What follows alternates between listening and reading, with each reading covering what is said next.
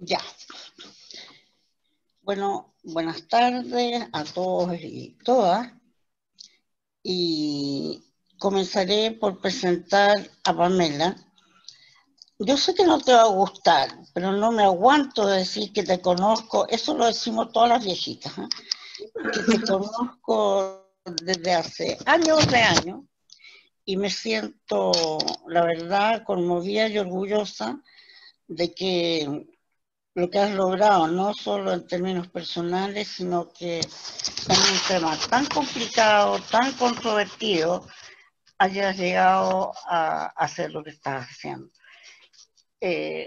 Yo creo que de las cosas importantes para compartir con las personas que han llegado a esta reunión es que has realizado investigaciones sobre sesgo de género en el aula y la incorporación de un indicador de género en la evaluación docente en Chile.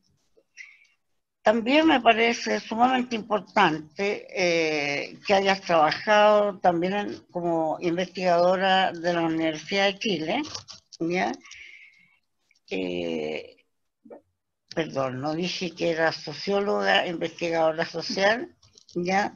Y magíster en estudios de género de la Universidad Católica del Perú y la Universidad de Sevilla. Actualmente trabaja implementando campañas globales como la White Ribbon y la campaña Men Care en Chile. Ojalá tengamos tiempo para que nos cuenten de qué se tratan esas campañas. ¿Ya? Ya, pues.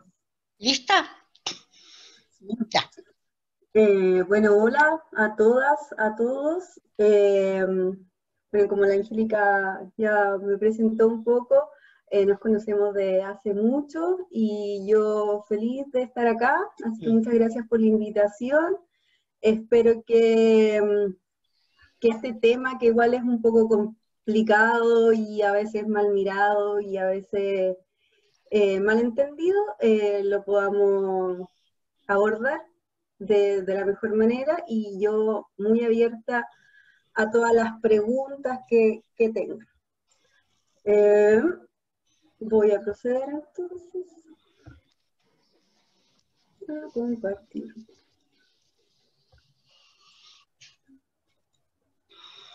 Bueno, entonces lo que les vengo a presentar, lo que quiero presentar hoy día son algunas reflexiones en torno a mi tesis de magíster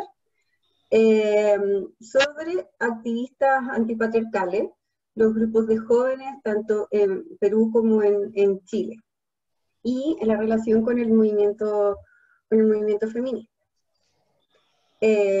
Bueno, como ya la Angélica comentó un poco, soy socióloga, trabajo en la Universidad de Chile y también en la Fundación Cultura Salud. Ahí encuentran mi mail por si quieren contactarme después y seguir conversando. Comentarles un poco porque yo creo que es necesario traer a colación ciertos conceptos básicos de género y de masculinidades para poder empezar a abordar el tema que quiero compartir con ustedes. Entonces, hablar un poco desde donde yo me posiciono. Yo me posiciono desde la concepción de que vivimos en una sociedad patriarcal, en donde lo masculino se pone por sobre lo femenino, estableciendo una jerarquía y una asimetría importante, donde hay patrones heterosexistas, homofóbicos y de relegación de las mujeres a los roles de servicio. Por ende hay una relación de subordinación y dominación, donde son los varones y los varones hegemónicos los que dominan. Eso lo veremos más adelante. Y donde hay una sociedad súper androcéntrica, donde son los varones adultos, además, adultocéntrica, quienes se establecen como el sujeto único válido. Y las mujeres entonces son este otro. Y los otros varones también pasan a ser lo otro, lo fuera de la norma. Entonces, la masculinidad hegemónica pasaría a ser, y es definida como el modelo de hombre que la sociedad enseña, y tiene que ver con la naturalización de los roles impuestos cultural y socialmente a través de la socialización en la escuela, en la familia, etcétera, etcétera, y tiene que ver con construcciones de identidad sexual y de género masculino que pasan a ser la norma, es decir, cómo debe ser el hombre y desde aquí cómo se debe actuar y lograr para pertenecer a este grupo. Es decir, la masculinidad hegemónica es ese ideal inalcanzable por parte de los varones, el cual toda su vida y toda su identidad se les ha dicho que tienen que ser. Como dijo la Simone de Beauvoir, mujer no se nace, se llega a serlo, bueno, los hombres también. Y llegar a ser varón está sumamente implicado por la violencia, por la competencia, por ser mejor que el otro, por demostrar que se es digno de este grupo de los varones. Entonces existen 4 mínimos dentro de la literatura, 4 mínimos que a mí me gusta destacar bastante, que son las 4P, para hacerlo más simple, que tienen que ver por un lado con ser proveedor, con ser quien lleva el pan a la casa, quien es el que lleva el poder económico. Por otro lado, el protector de la manada, el que cuida, pero no el que cuida domésticamente, sino que el que protege de los peligros violentos de la tribu. Es el que está ahí al choque dentro de esta protección como posesión, más que desde el cuidado, como la mujer que sí está a cargo de las labores de cuidado, más desde lo afectivo, podríamos decirlo de alguna forma. El procreador, que en el caso de los más jóvenes, el conquistador, que tiene que ver con ser aquel que da la talla, el que siempre está dispuesto a tener sexo, el que siempre tiene hazañas con las mujeres, el que cuenta mucho sobre sus hazañas para demostrar a los otros varones que él es un, comillas, macho alfa, etcétera, etcétera. Y el prestigio, que tiene que ver también con el demostrar, pero tiene que ver con el demostrar que no se depende de las mujeres, sino que ellos son autosuficientes y por tanto la hombría se alcanzaría cuando ya se está fuera del alero de la mamá o de otra mujer. Entonces con esos 4 mínimos masculinos clásicos, yo establezco un poco el marco teórico desde lo que se entiende como masculinidades. Y aquí es importante, y por qué masculinidades, es porque no hay una sola forma de ser varón. Y más ahora, con el avance de los movimientos feministas, con el avance de los movimientos sociales, ya no es cool ser el varón violento o ser el varón anticuado. Entonces hay muchas formas de ser hombre y como veremos, yo me interesé por estos grupos porque están planteando otras formas de vivir la masculinidad. Aquí otra parte importante es establecer la relación entre los varones, porque si bien, como dije, el patriarcado tiene que ver mucho con las relaciones de asimetría y de dominación de los varones, de los hombres hacia las mujeres, también se establecen relaciones entre los varones. Y aquí, como les decía, está la masculinidad hegemónica, pero también hay otros 3 que establece Conner que tiene que ver con los hombres cómplices, que son aquellos que avalan todas las acciones y todos los mínimos de masculinidad que se le imponen para lograr la hegemonía. Decir también que el varón hegemónico, la masculinidad hegemónica, es un ideal no alcanzado. Es decir, es como un tipo ideal a lo Weber que nunca se llega a materializar en los varones, porque siempre se puede ser más o siempre va a haber alguien con quien compararse. Entonces siempre esa masculinidad hegemónica es más bien un ideal y un peso que tienen los varones entre sí. Y bueno, están los varones cómplices, están los varones marginales, que tienen que ver un poco con estos varones que se se marginan por razones étnicas o de clase, pero que sí tienen ciertos atributos que son hegemónicos. Por ejemplo, los varones afroamericanos, o los negros en Colombia, hay una autora que habla mucho sobre los negros en Colombia, que si bien son marginalizados porque no son el varón único, hombre de mediana edad, clase media, blanco, sí, ¿cómo se llama? Sí, la Mara Viveros, exactamente. Sí tienen ciertos atributos que los hacen hegemónicos, por ejemplo, su potencia sexual. Los negros en Colombia sí tienen ese prejuicio de que son más potentes sexualmente, que son buenos para el baile, etcétera, etcétera. Entonces, claro, la masculinidad marginal, si bien es subordinada a la hegemónica, sí se le atribuyen ciertos atributos, perdón, lo reiterativa, hegemónicos. Y la masculinidad subordinada es aquella que es feminizada. Para decirlo en simple, son las masculinidades feminizadas y que se ubican en la parte más baja del escalafón masculino. Y aquí es interesante entrar en el tema del objeto que lo propone Fuller y en el caso de Latinoamérica y Butler, que tiene que ver con el rechazo compulsivo a ser ese otro del que no se debe ser. Es ese punto en que los varones temen perder su condición de tal. Y por eso, al verse en este abyecto, al verlo abyecto, genera mucha violencia contra las masculinidades feminizadas. Pueden ser homosexuales, pero pueden no ser homosexuales. Por ejemplo, en el colegio, los gorditos de la clase son feminizados porque no juegan al fútbol, porque no juegan, no sé, a las peleas o los nerds, qué sé yo. Son masculinidades que van siendo feminizadas y por tanto van tirándose hacia el escalafón más, ¿cómo se llama? Más pequeños de la pirámide masculina. Y aquí también entra en juego el tema del adultocentrismo, porque finalmente el varón o lograr la hombría se logra en la etapa adulta. Entonces, los niños son puestos en una categoría más baja, los viejos son puestos en categorías más bajas. Entonces, también eso es bien interesante de tener en cuenta. Entonces, lo que hice yo fue revisar un poco quiénes están trabajando con varones, desde el género.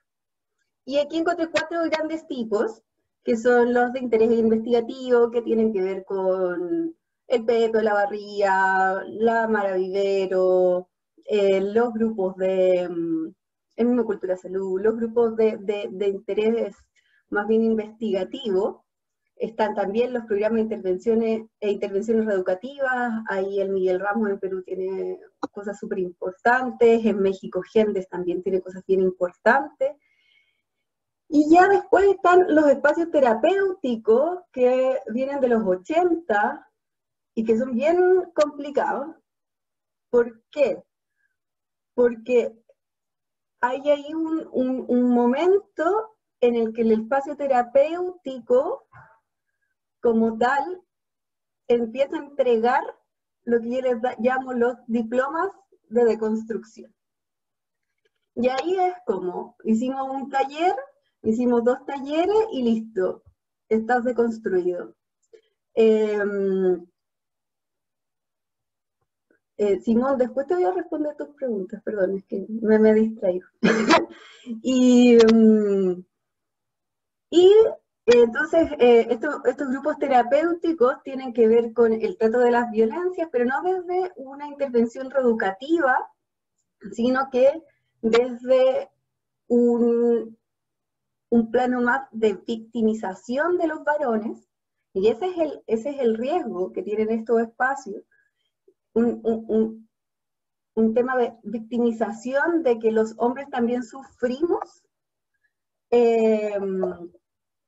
por el patriarcado, cosa que es cierta, pero que no es tal como pasa con las mujeres. Entonces, estos espacios terapéuticos, yo les puse harto ojo en el sentido como de tenerlos bien, bien identificados, porque creo que son espacios que pueden ser potencialmente peligrosos y potencialmente misóginos. Hay casos como, y perdón que diga nombres, pero esta agrupación Amor de Papá, que tiene aspectos sumamente misóginos, encubiertos en un trabajo de masculinidad. Entonces, claro, estos espacios como que te entregan el diploma de deconstruido, así como, hola, ya, estás deconstruido, encuentro yo que es un poco peligroso. Y están estos espacios autoconvocados que vienen ya desde los programas de intervenciones o desde el interés investigativo, que son grupos de varones que deciden empezar a pensarse y a pensar sus privilegios. Y en eso yo me enfoco porque me interesa ver la propuesta que tiene. Me interesa ver también qué pasó con ellos cuando, por ejemplo, en las tomas feministas del 2018 ya no eran protagonistas y no los dejaron entrar a las tomas. Y entonces ahí se produce un ruido y los varones empiezan como a revisarse y a ver qué pasó. Y también, bueno, porque estos grupos autoconvocados han surgido bastante en Latinoamérica, desde Argentina están los varones antipatriarcales de Córdoba, y después hay un grupo en Buenos Aires, están haciendo los ELVA, creo que son todos los años o cada 2 años. Los ELVA son los encuentros latinoamericanos de varones antipatriarcales, y han salido muchos grupos autoconvocados que tienen un discurso que es bastante más feminista o profeminista, y sobre todo antipatriarcal, que ahí ya después entraremos en esa distinción que ellos hacen un poco más fina. Entonces, ¿qué puedo hacer? Aquí Esteban señala, no podemos seguir cargándole la responsabilidad de enseñarnos todo el tiempo a las compañeras. Esto es lo que a mí me llama la atención de los grupos autoconvocados, porque tienen una propuesta que, si bien están al alero, van de la mano del movimiento feminista, reconocen que ellos son los que tienen que dar un paso para poder lograr cierta transformación, que ya no son las mujeres, las compañeras, ya sea las compañeras de vida, las compañeras feministas, las compañeras amigas, las mamás, no sé. Entonces, ellas ya no tienen esa, o no les tienen que seguir cargando la responsabilidad a ellas de enseñar feminismo, sino que ellos son los que tienen que hacer algo, tienen que hacerse cargo, y eso lo veremos después, de su propio proceso de querer cambiar. Entonces, acá está el clic del activismo, que es como este momento en el que ellos entran al grupo y se dan cuenta que este es un espacio para ellos, y hay 3 entradas, básicamente. Y una tiene que ver con la historia personal, que tiene que ver con la vivencia de violencias en su propia vida, haber ejercido violencia, o haber sido víctima de violencia por un padre, o haber sido testigo de violencia, generalmente del padre hacia la madre. Y desde ahí, desde esa vivencia, se genera una necesidad de un cambio. Yo no quiero ser como mi papá, yo ya no quiero volver a ser como era antes. Yo me di cuenta de que que estaba siendo muy malo. Todos esos discursos tienen que ver con una historia personal y con el querer cambiar algo desde su propia historia, por así decirlo. La segunda entrada tiene que ver con las mujeres mentoras, la escuela feminista. Y aquí son las pololas, las novias, las hermanas, pero generalmente son las novias las que los impulsan a ingresar a este tipo de grupos. Tiene que ver con que son mujeres que ya están en espacios feministas y los instan a juntarse con otros compañeros o a empezar el propio cuestionamiento de los privilegios y con la interpelación directa. O sea, mira, yo ya estoy en un proceso de reflexión. Mira, tú haces esto, y a mí no me gusta. Y entonces esa interpelación también les mueve un poco el piso y los invita a unirse a estos grupos. Y el tercero, que es el menos frecuente, pero el que está bien estudiado, tiene que ver con los trabajos activistas anteriores o trabajos remunerados. Es decir, chicos que trabajan en ONGs y que empiezan a introducirse a estos grupos. Sobre todo eso pasaba en Perú. Y acá en Chile eran chicos que ya estaban en grupos activistas, por ejemplo, estudiantiles, y que sentían que algo faltaba, que su grupo activista o su espacio le faltaba algo, que todavía no le hacía sentido, y encuentran en los grupos de varones antipatriarcales o autoconvocados ese vacío o esas expectativas que ellos querían llenar. Destacar también que en el grupo estudiado en Chile sí existen diversidades sexuales y de género, pero en el de Perú casi todos eran heterosexuales. Entonces eso también cambia un poco las dinámicas. Y bueno, y el kit del activismo tiene que ver con esta idea de hacer una diferencia. Entonces, se entra por un tema de sensibilización con los temas de género, me llama la atención, hicieron una asamblea abierta, me di cuenta que habían otros como yo. Me di cuenta que me interesa el tema, lo estaba estudiando en la universidad, mi polola, mi novia, me llevó a esto, me interesó, sensibilización. Después empieza esta sensación de la responsabilidad de hacer algo. Me di cuenta de este mundo o le agarré valor a este mundo y tengo esa necesidad de hacer algo, de llamar a otros, de sumar otros. Y ahí empieza el rol de activista, de seguir en esto como bandera de lucha, y también, que lo veremos más adelante con detalle, el efecto pedestal, que tiene que ver con cómo el mismo sistema patriarcal se rearma para que los varones no pierdan los privilegios, incluso estudiando, incluso tratando de hacer una diferencia. Entonces, aquí Dani dice, yo creo que antes de organizarse, como que crees que es muy imposible, pero cuando ves cómo se mueve lo que tú armas con otra gente, ahí empiezas a confiar en tus acciones.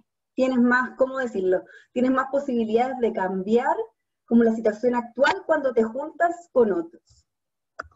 Y entonces aparece este grupo como el lugar de encuentro. La importancia de lo colectivo en el grupo de varones antipatriarcales. Y aquí hay dos grandes tipos estudiados por la literatura, que tienen que ver con el encuentro desde la crisis, es decir, entrar con este malestar de yo no quiero ser como era antes, yo no quiero ser como mi papá, y estoy sufriendo mi masculinidad, por decirlo de alguna forma, y me encuentro con otros que están en la misma situación que yo, que están sufriendo, comillas, lo mismo que yo. Entonces, ahí todo se centra un poco en el malestar masculino, en el malestar de la violencia, en el propio cuerpo. Y están los otros grupos que tienen que ver con el encuentro o las significaciones, porque se da que en los mismos grupos hay de las dos significaciones, como el encuentro, el grupo como lugar de encuentro desde la crisis y el grupo como para ayudar a otros. Y ahí está como este hombre altruista, o el buen hombre, que es el que va a llamar a los otros, porque si yo puedo cambiar, tú puedes cambiar. Y ahí empieza un rol mesiánico, también de establecer una cierta diferencia con el hombre común que todavía, comillas, no ve la luz. Y ahí ese rol mesiánico se junta con este hombre altruista que es beneficios para todos, y se genera esta distancia simbólica con el trabajo con los hombres comunes y corrientes. Porque yo, varón, ya estoy dentro de un proceso, entonces yo ya no soy tan machista, o ya no soy como tú, varón común y corriente. Acá José, que era uno de los chicos de ingeniería, decía, porque ingeniería, también trabajé con un grupo autoconvocado a raíz de las tomas feministas del 2018 en ingeniería de la Universidad de Chile. Y dice, somos pocos, y el verdadero machismo sucede en otros lados. La distancia simbólica. Entonces aquí entra el buen hombre. Las lógicas mesiánicas, como les decía yo, de yo puedo cambiar, voy a llamar a otros para que sean como yo, la distancia simbólica que tiene que ver con el hombre común y corriente, y ahí empieza a haber ciertas preguntas al mismo grupo de, por ejemplo, con quién se trabaja. Muchos de estos grupos tienen protocolos en los que establecen claramente que no trabajan con hombres agresores, por ejemplo. Y ahí también, o sea, se establece ahí un poco la distancia con quienes trabajar. Generalmente se trabaja un poco con el mundo de los convencidos, o sea, con gente que llega voluntariamente a estos grupos, que hay gente que ya tiene ciertas reflexiones que los invitan a entrar a los grupos de varones antipatriarcales. Entonces, el con quién se trabaja también genera un poco una distancia con estos, con los otros varones. ¿Quiénes son los otros varones, por ejemplo? Ahí hay que destacar, sí, que la Asamblea de Varones la Asamblea Antipatriarcal de Varones de Santiago sí tiene un trabajo más desde los territorios y un poco más reflexionada esta misma pregunta de con quién se trabaja. En Perú, como están recién empezando, es un poco más la distancia más patente, más punitiva, de decir, no, nosotros no trabajamos con esto, ni esto, ni esto. Y ahí interesante el concepto que trae Tal Pérez, que es el efecto pedestal, que tiene que ver con la credibilidad instantánea y la atención exagerada otorgada a los hombres, que impulsa su rápido avance en el campo del género, lo que significa que los hombres pueden ser voces prominentes antes de desarrollar una comprensión crítica de los problemas y hacer el trabajo interno necesario. El efecto pedestal tiene que ver con, como uno de los chicos decía, el nuevo privilegio. Cuando se trabaja desde el género, hay una sobrevaloración del trabajo de los hombres. O sea, hemos visto que se pregunta mucho más, es mucho más interesante preguntarle a un varón sobre temas de género que a las 80.000 feministas que hay en una asamblea, por ejemplo. Hay mayor credibilidad también en su palabra.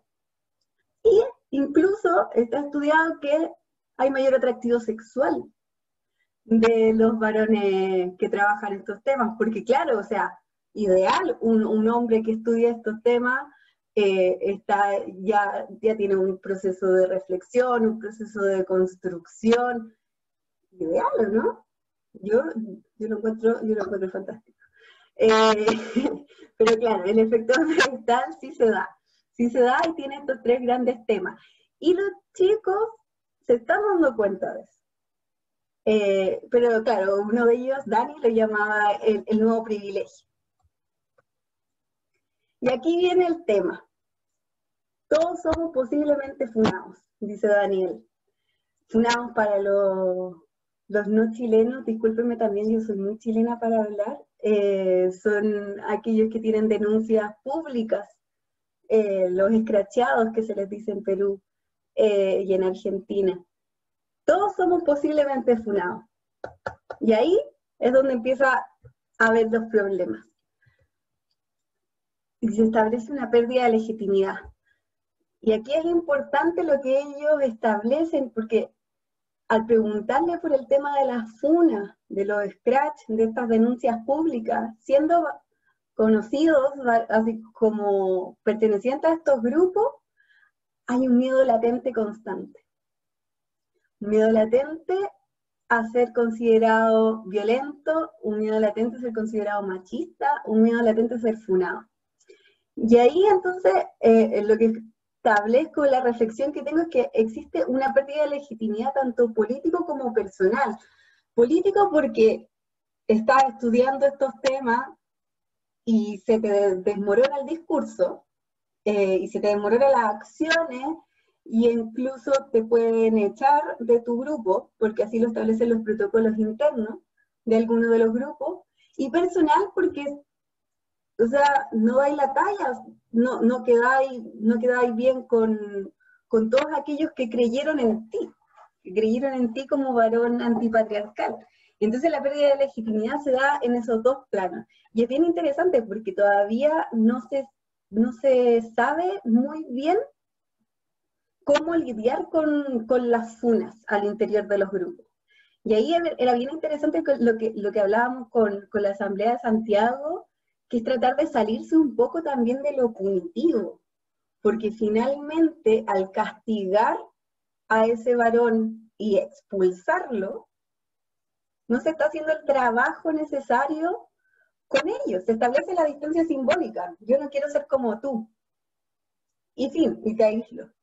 Pero no se sigue trabajando con ellos, no se sigue el proceso interno necesario para ver qué pasó ahí, qué hubo, qué pasó, porque finalmente, claro, o sea, hemos cambiado como sociedad, y no sé, hace 10 años, yo creo que hasta nuestra misma broma, nuestra relación era muy distinta. Entonces, claro, todos los varones son posiblemente funados, porque todos alguna vez dijimos algún chiste o hicimos algo que puede que no sea correcto. Entonces, claro, está este miedo latente y está esta idea de cómo trabajar con los jóvenes sin reproducir lógicas punitivas, porque al final, si estamos trabajando desde lo antipatriarcal y le agregamos lógicas punitivas, es seguir con la lógica de la violencia. Entonces, esa reflexión a mí me parece súper interesante y que se está dando súper fuerte entre algunos de los chicos. Y aquí es clave el tema de la homosocialización. Aquí tomo a mi gran amigo Pancho Farías, que lo condensa súper bien y dice que la homosocialización podría ser definida como un proceso educativo en el cual los varones enseñan y aprenden sobre masculinidades a otros varones y a sí mismos sobre relaciones de poder, encuentros sociales, tratamientos de la diferencia, resolución de conflictos, satisfacción de sus necesidades, entre otras dimensiones. Y aquí agarro también a Kimmel, que tiene que ver con la validación homosocial, que implica el reconocimiento por parte de los similares. Entonces la homosocialización o este vivir y enseñarse entre varones en estos grupos es fundamental. Es fundamental, bueno, toda la vida de los varones, pero en estos grupos pasa a ser fundamental porque, claro, la homosocialización venía siendo entendida como la complicidad masculina, y ahora la homosocialización, no ahora, pero me refiero ahora analíticamente con estos grupos, puede ser entendida como el espacio de quiebre, como ese espacio de aprender entre varones a repensarnos como varones, a resocializarnos. Y ese punto, ese espacio de quiebre, yo encuentro que es fundamental y que es muy necesario en el trabajo en género, en el trabajo en el feminismo, ese punto de resocialización homosocial de los varones.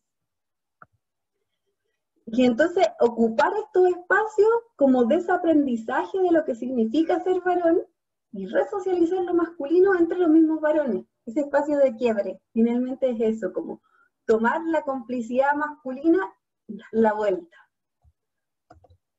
Y aquí viene el tema de, ¿pero qué pasa con las mujeres? Y las sospechas feministas, que son muchas, porque son muchas. Y claro, una es la intromisión en los espacios, los hombres por lo general han sido los los que tienen el micrófono, por decirlo de alguna forma, el espacio público ha sido por años masculino. Entonces, claro, por ejemplo, en las tomas feministas lo que pasó fue que se les dijo, no, compañero, usted quédese atrás, y va, dolor. Dolor, o el violador eres tú, dolor porque yo ya no soy protagonista, porque yo no soy como todos, no son todos los hombres iguales, muchas cosas. Reducción de recursos y atención, eso es muy cierto, en políticas públicas hay veces en que se le quitan los recursos a los programas de mujeres para trabajar con hombres, y eso no debe ser. Y la sospecha del reciclaje del poder, el nuevo privilegio, cómo los varones también se empiezan a victimizar, entonces empiezan a agarrar el patriarcado a su favor y se empieza a hacer un reciclaje de poder.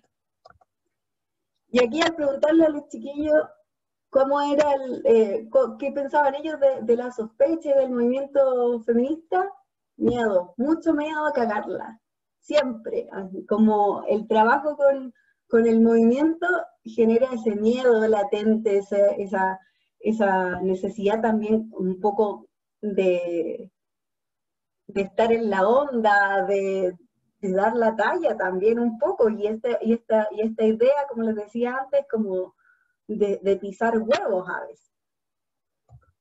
Y entonces aquí viene el tema de cómo nos hacemos cargo de este proceso entre varones.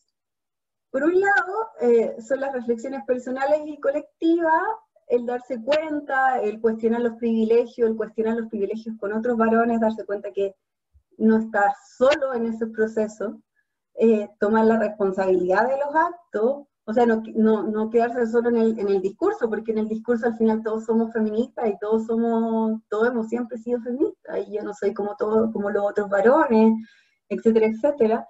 Y lo interesante que aparece son los mecanismos de autovigilancia y de vigilancia entre varones. En estos espacios homosociales aparecen mecanismos de interpelación que son bien importantes. Está la interpelación directa en las asambleas, y también está la interpelación a través de la broma. Cómo ocupamos la broma como mecanismo de control también.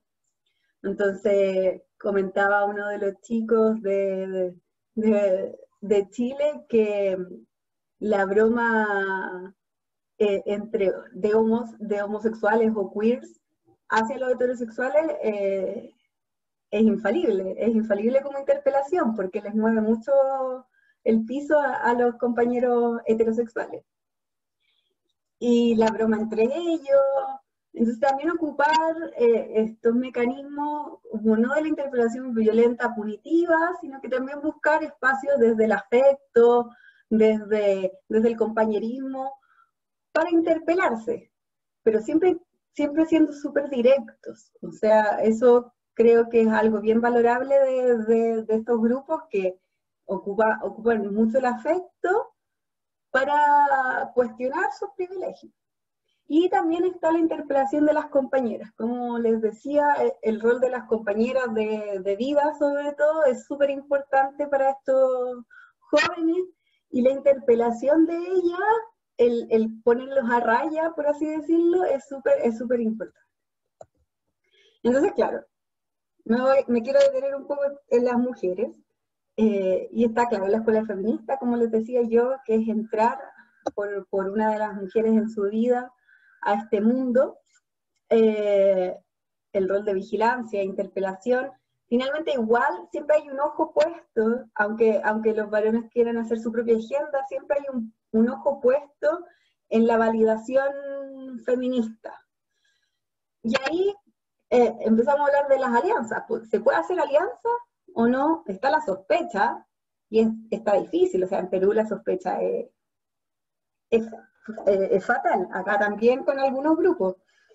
Pero ahí lo que llama la atención es que los chicos de Perú aparecen como este aliado incondicional. O sea, las compañeras nos dicen, tírense del puente, los chicos se tiran del puente. No hay un espacio también de interpelación de ida y vuelta, sino que es esta aliado incondicional que sigue, y no hay distinción, tampoco hay un poco de esencialización del movimiento feminista, porque no hay tampoco una crítica a los diferentes grupos de feministas, si también no todas las feministas son iguales. Y en Santiago sí se establece un poco de trabajo espejo, o sea, ahí hay un proceso, también tiene que ver porque llevan más tiempo, y porque hay unas reflexiones más acabadas, tiene que ver con los procesos políticos también, pero no quiero entrar en eso porque no da el tiempo, pero hay un trabajo espejo, con una agenda espejo de los varones antipatriarcales, por lo menos de Santiago. Y esto es lo que quería comentar, que finalmente es como lo grande que yo saco de este trabajo, de estas reflexiones, es cómo ponemos los afectos como herramienta política. Porque finalmente lo que están haciendo estos grupos es poner la conciencia de actitudes afectuosas con otros varones en su cotidianidad. Entonces, permitirse un trabajo emocional, mostrar afecto, romper barreras y tabúes, porque mostrar afecto con otros varones no es lo que se enseña. Y ahí aparece la familia como modelo y como espacio de reflexión. Y ahí el papá es fundamental, porque el papá es el modelo y además es el espejo, es lo que yo no quiero ser. Entonces ahí, pero también aparece como espacio un poco de reflexión, porque muchos de los chicos empiezan a conversar con los papás, o a pelear con los papás. Y ahí se ven dos tipos, que es una, la confrontación directa, con enfrentamientos verbales, o sea, las peleas con los papás, pero ahí entra un poco la resignación, así como ya, si ya está viejo, no voy a hacer que cambie.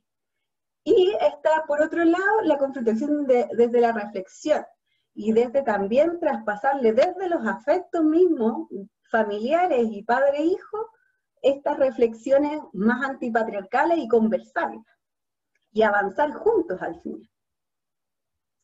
Y entonces, lo que más destaco de estos grupos es un poco la idea de desactivar las violencias desde dentro de ellos, desde el cuerpo. La reflexión constante de las propias violencias se vuelve fundamental, y encontrar un grupo con el que compartir y construir la reflexión es súper importante para ellos. Eso les quería compartir. Ahora todas las preguntas que quieran.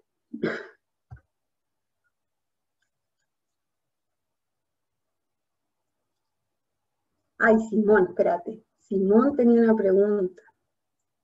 Tiene que ver con la virilidad, lo de los viejos y lo de los niños, porque finalmente la hombría se logra en el espacio adulto. Y es como los viejos, claro, si bien pueden ser en algunas tribus, en algunas sociedades los sabios, pero les pegáis un combo y los botáis.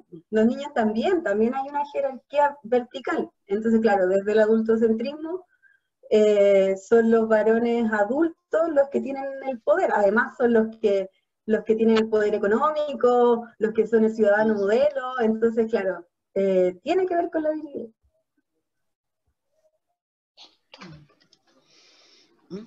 Sí.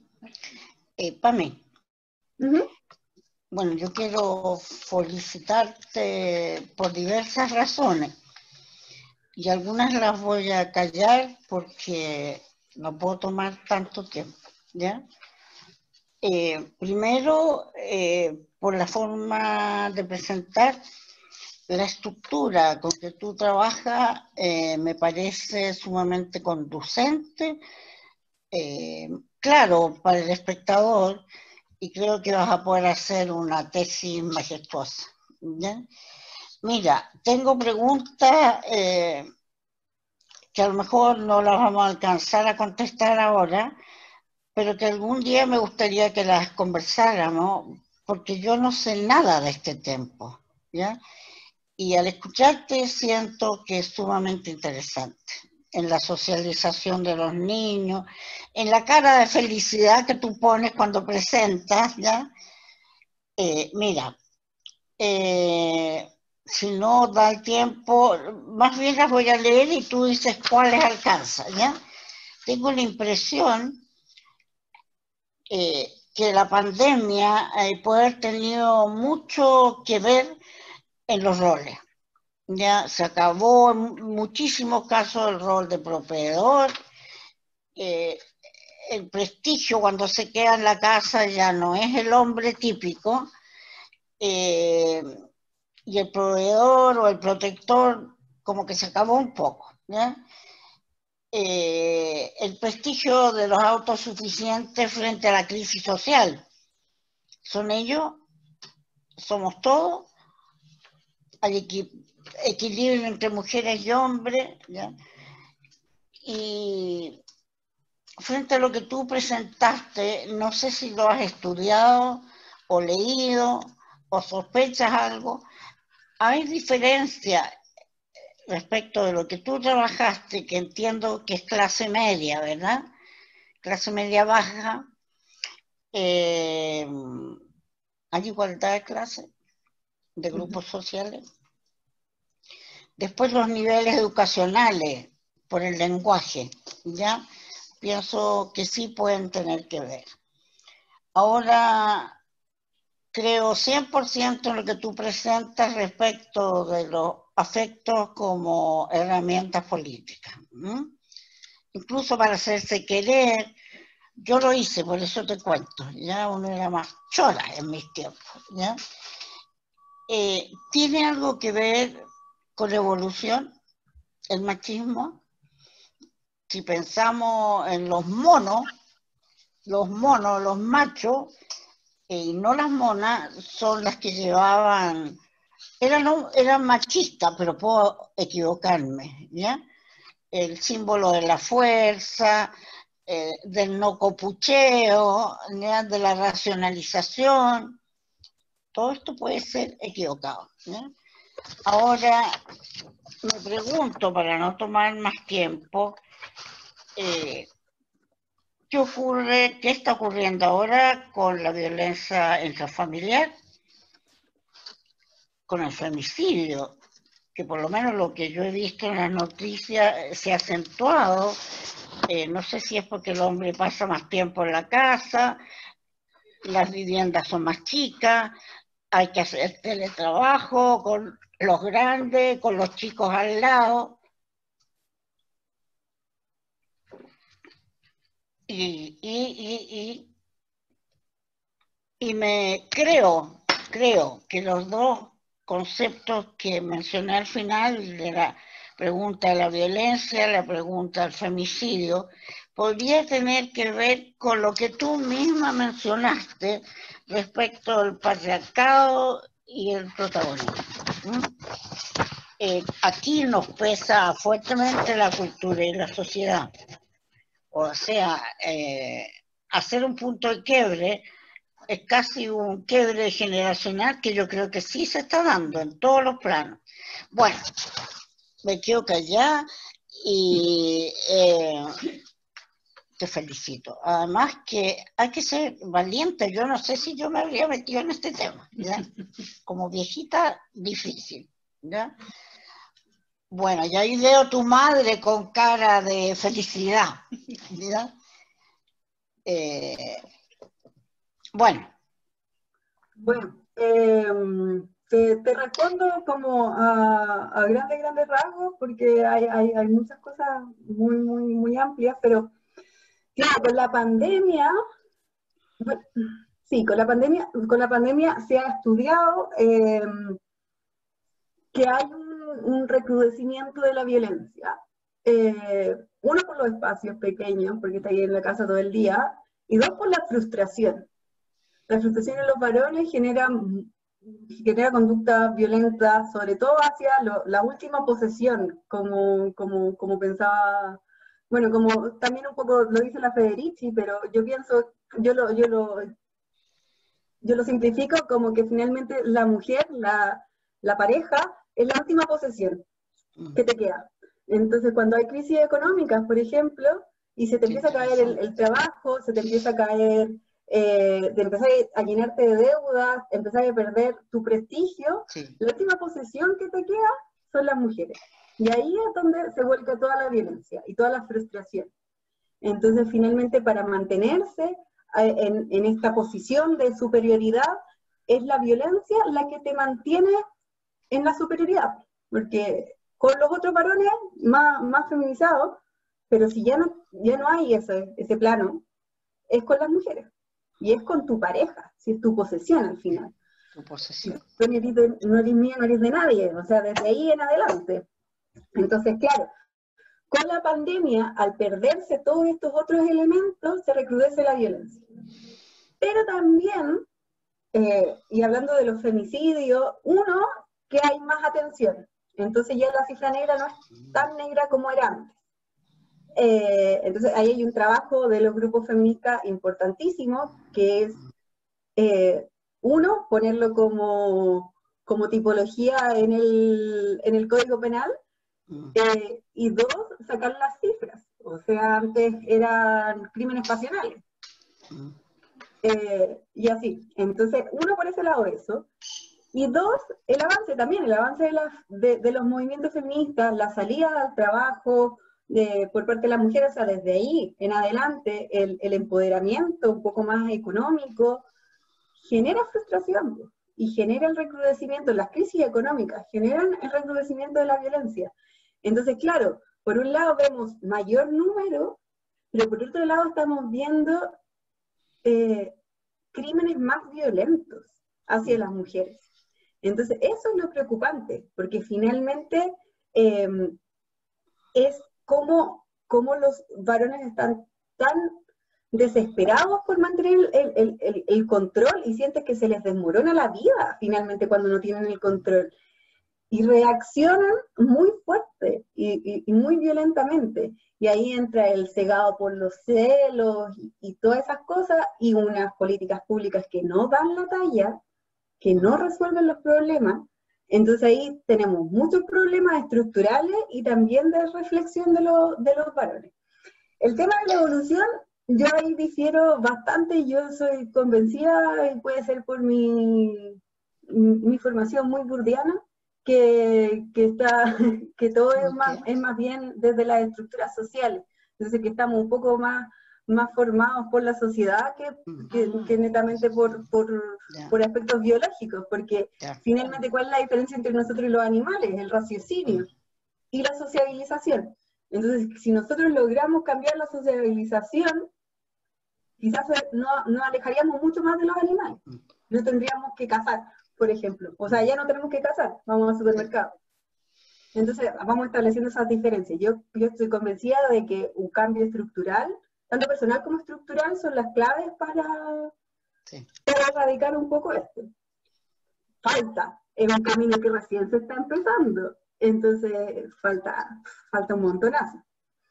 Y bueno, y eso, como que las pérdidas de privilegios son bien fuertes. Y el tema de las clases. El Sebastián Madrid estudia en las clases altas, y él es como el conocido del estudio de las clases altas. Ahí es más difícil, porque entrar a estudiar las clases altas es súper difícil de acceder. Entonces, y además, a mayor nivel educacional también hay más discursos. Hay más discursos socialmente aceptados. Entonces es mucho más difícil encontrar la vuelta. Pero sí, o sea, hay estudios. Nosotros tenemos un estudio que ya está un poquito antiguo, pero que es la encuesta Images, que se hizo en Chile. La pueden encontrar en eme.cl, lo voy a dejar en el chat, pasando el dato. Ahí pueden encontrar la encuesta Images, y ahí sí se establecen diferencias, o sea, no se establecen diferencias entre clases sociales, sí entre nivel educacional, siendo quienes tienen mayor nivel educacional generalmente tienen una escala, que ahí se establece una escala de actitudes de género, tienen actitudes de género un poco más igualitarias que quienes tienen menos educación. Es súper interesante, como les digo, está un poquito antigua, desde 2011, pero sirve para hacerse una pequeña panorámica de lo que se trata un poco Chile y las actitudes de género. Eso, no sé si alcanza a responder todo. Gracias, pero yo no quiero haberme tomado toda la sesión. Creo que hay personas como Simón que me disculpa. A Anita, que tiene una opinión, a Ana, perdón, que tiene también una consulta que me parece sumamente interesante, y me imagino el equipo CENIM tiene que hacerse presente.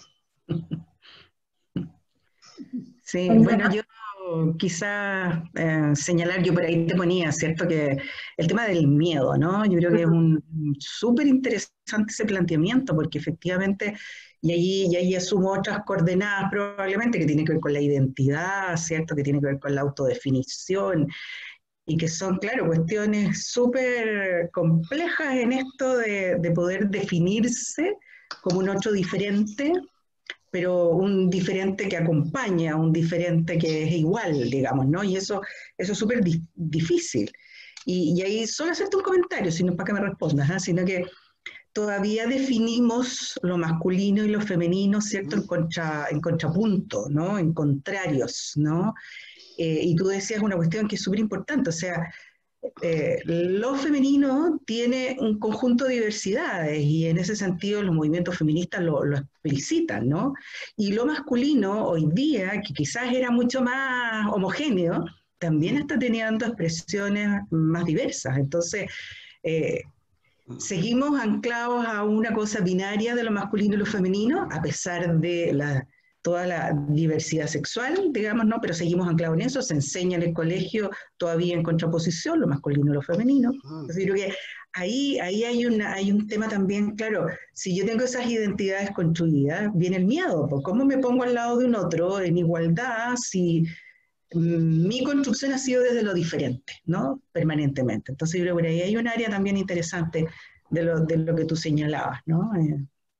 Eso. Muy Oye, bien, me voy a volver a meter. No me aguanto. Yo creo que Pamela me tocó un tema fundamental. CENIM no existiría si lo tomáramos como producto de los genes, porque lo que nosotros llamamos intervención psicosocial, la palabra intervención me carga, pero es lo que hacemos, ¿ya? Así que me pillaste completamente, ya, sí. Hay que confesarse en estas ocasiones. Quería decir un poco sobre lo que decía la Anita Castro, desde lo diferente. Y es importante ahí el tema generacional. Sí. No es casualidad que los jóvenes sean los que se están planteando desde un punto diferente, menos binario, más comillas libre, más en contraposición con una autoridad. Entonces, no es coincidencia, o sea, si bien estos grupos de varones vienen desde los 80, o sea, el tema es que han ido mutando, han ido, comillas, evolucionando, a mi parecer, desde el hacerse cariño y de abrazarse, a plantear una posición política, a plantear yo no quiero ser ese varón, yo quiero una nueva forma de vivirme como varón. Eso me decían muchos de los chicos. Yo me siento hombre, pero me identifico con un cuerpo masculino, pero también sé que el posicionarme en el espacio público desde ese cuerpo masculino ya me pone en una posición. Y eso es súper fuerte, me decían. O sea, me decía uno de los chicos que se definía como queer. Yo solo por tener el aspecto masculino ya gano muchos privilegios. Después, claro, cuando se dan cuenta que yo soy queer, los pierdo. Pero de partida yo parto con ciertos privilegios. Entonces, claro, ya estamos socializados binariamente, pero es esta generación, es la generación de los torniquetes, y es que de verdad no es coincidencia. es esta generación la que está poniendo el pare a las estructuras jerárquicas, por así decirlo. Está construyendo relaciones horizontales y se está planteando una agenda política desde ahí. Entonces eso es súper importante y está planteando el reconocer que son personas con afecto y que eso es utilizable. Entonces es súper importante, yo encuentro ese plantearse desde esa diferencia. O sea, uno de los chicos me decía, el Dani me decía, yo creo que todo esto, así como, no sé, pues, siempre uno quiso ser diferente. Cuando yo era más chico, eran los emos, yo era emo, después eran los Pokémones. Siempre quisimos ser diferentes y nunca le tuvimos miedo a eso. De la generación sin miedo, nos tiene mucho que enseñar. Y por eso yo no me quería meter en los temas tan como sociopolíticos, pero ahí hay una gran diferencia entre Perú y Chile. Porque Chile está un poco más avanzado, comillas, en la reflexión y en el cuestionamiento a la autoridad que Perú. Y tiene que ver con los términos de las dictaduras. Finalmente, Perú todavía está saliendo como del anclaje autoritario, de los enclaves autoritarios a lo berretón de su dictadura civil, pero dictadura al fin. Entonces, como que todavía tienen mucho más ese miedo, que acá la generación sin miedo, la generación del torniquete, parece que ya la está dejando un poquito atrás, pues ya no se definen desde la dictadura, los chicos. Yo todavía sí. Por ejemplo, mi generación todavía se define desde la dictadura. Sí. Brillante, brillante. ¿Qué opina Simón? Que no lo dejé hablar, pero ahora te dejo. Bueno, de nuevo buenas tardes y muchas gracias por la apertura del espacio, por la presentación, por sus intervenciones. Yo también estoy como contento, emocionado, me gustó un montón lo que se presentaba. Quisiera hacer primero una pequeña notica, y es que en el lugar donde estoy quizá haya mucho ruido, entonces me disculpo de antemano si eso llega a afectar bastante. Y bueno, pues yo hasta ahorita, por otras ocupaciones, estaba como dudando si participar o no, a pesar de haberme inscrito. Pero bueno, pues no me arrepiento de haber asistido, y mis preguntas van como ceñidas a algo que justamente vengo indagando y que en las palabras de, voy a decir Pame, porque no sé si es el nombre completo, se me pasó la primera parte, entonces lo diría así, aunque me siento muy confianzudo. Bueno, yo soy de Colombia, no sé si han escuchado de la ciudad de Medellín, que es una como de las ciudades que más se menciona. Bueno, pues yo hago parte, digamos, de la ciudad o del conurbado, pues municipios aledaños a este, entonces también en ocasiones digo soy de Medellín como para simplificar muchas veces como la explicación.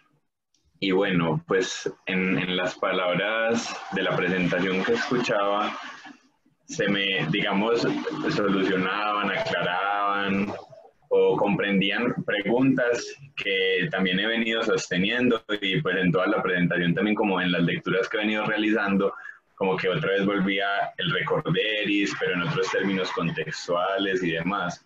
Entonces, un punto que me pareció fundamental fue que las entrevistas se las hiciste pues a hombres o varones.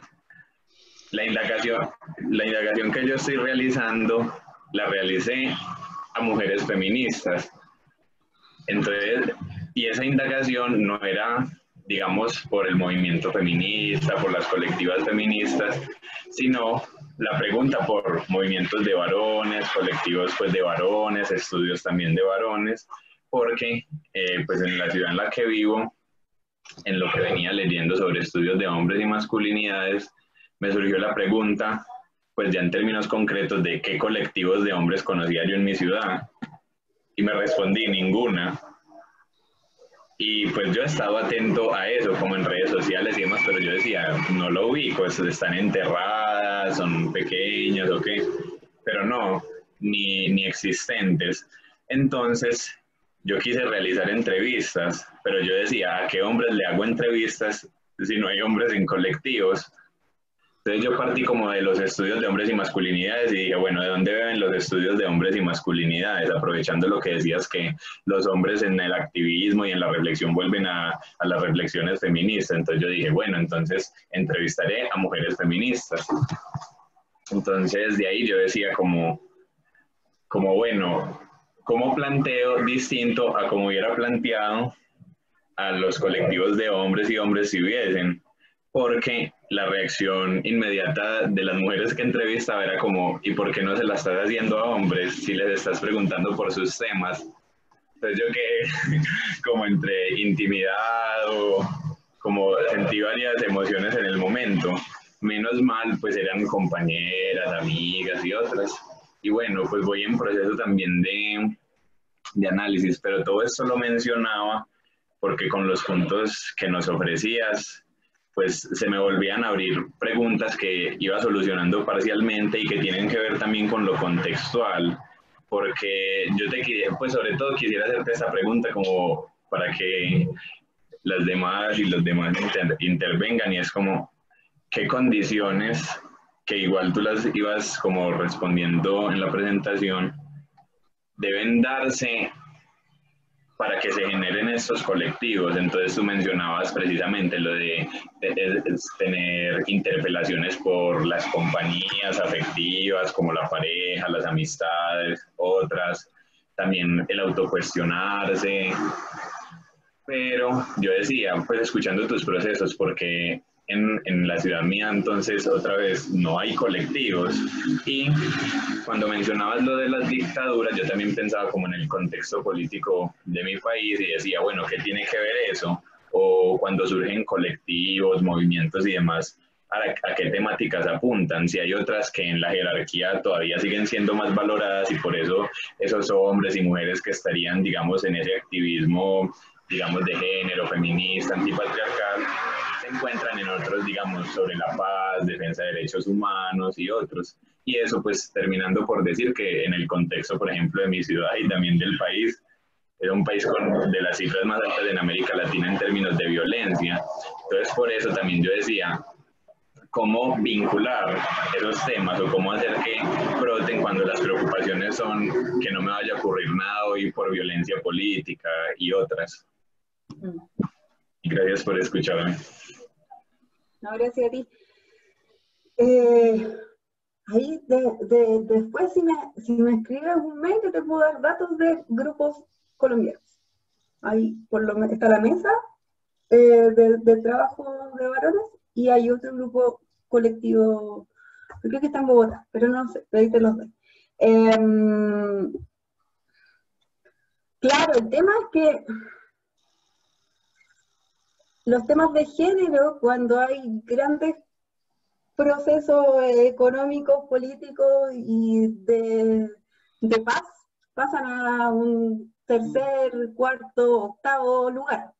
Son problemas de segundo orden,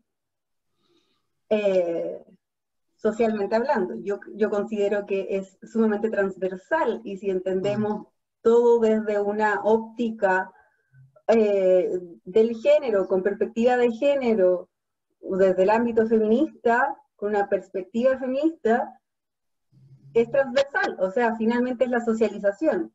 Y todos los temas de paz y de derechos humanos, si los cruzamos con género, tienen mucho sentido. Finalmente es todo, o sea, las guerras es demostrar el poderío masculino. O sea, desde ahí en adelante.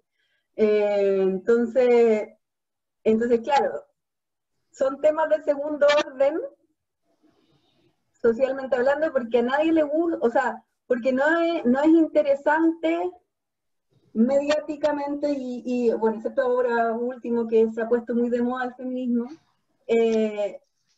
pero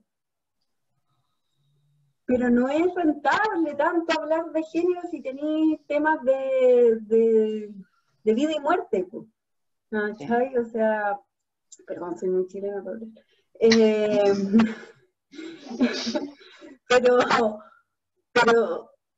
el tema ahí es que yo creo que no es que sea menos importante, sino que se le establece un segundo orden, porque también, y ahí todo tiene, si viste, si al final es todo un círculo, porque los temas de género son temas de mujeres, no se ven como temas sociales, se ven como temas de mujeres, y en muchos lugares todavía se habla de los estudios de mujeres y no de los estudios de género, o de los estudios feministas.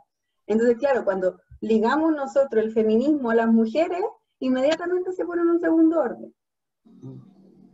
Porque finalmente el Estado patriarcal, la sociedad patriarcal establece la subordinación. Entonces, claro, al hablar de sociedades tan violentas como la colombiana, es súper importante verla desde una perspectiva de género. Y desde ahí trabajar.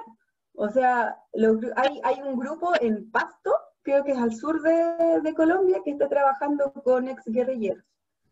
Y está súper interesante el trabajo que ellos hacen, desde las masculinidades.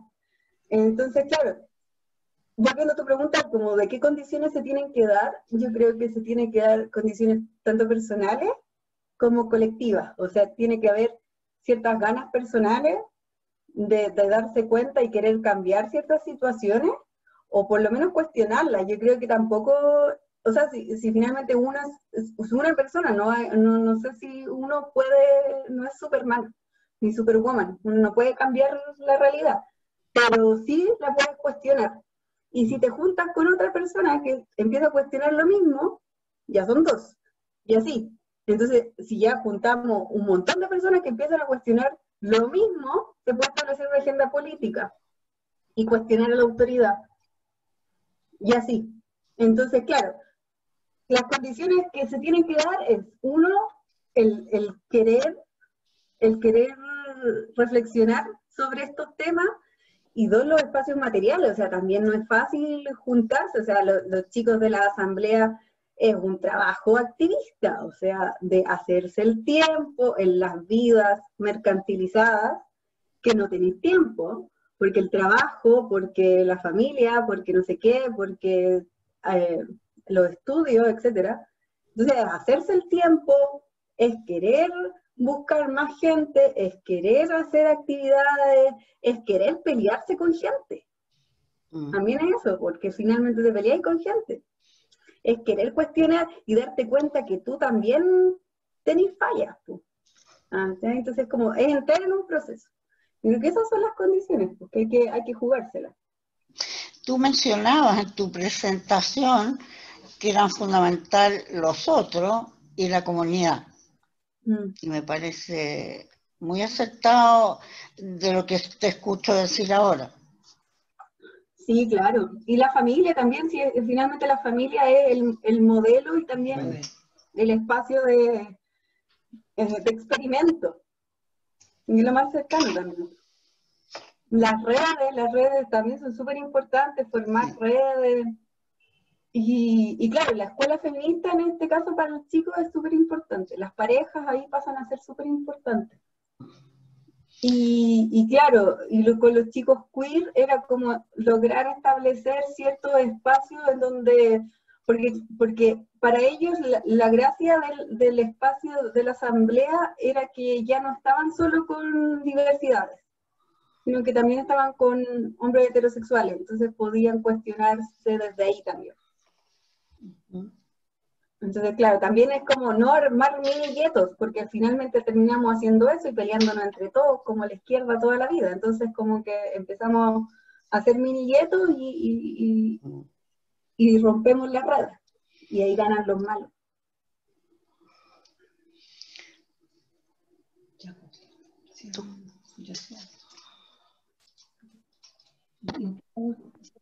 Hola. Hola, ¿cómo estás, señora Angélica? Bueno, alcancé a escuchar un poquito de lo que estaban conversando, y en realidad es un poco comentar o conversar la realidad que nos toca vivir a nosotros y conocer desde el programa Abriendo Caminos, que es lo que estamos ejecutando como CENIL, donde claramente el tema del el patriarcado y la cultura machista está pero inserta así fullmente, y donde las mujeres también tienen una gran cuota de este machismo. Entonces es súper complejo con la población que nosotros trabajamos poder evitar que aparezca este macho recio, ¿no? Este que viene a imponer cosas, y poder cambiar en realidad este paradigma que ha venido y que está inserto desde siempre, ¿no? Y que tiene que ver un poco como con culturas de población, de coa, de calle, de cárcel, donde está súper inserto el machismo, y es súper complejo también poder intentar cambiar esto, ¿no? Y desde ese escenario, a nosotros igual es re complejo trabajar con las mujeres y hacer cambiar, dar la mirada más femenina, más igualitaria.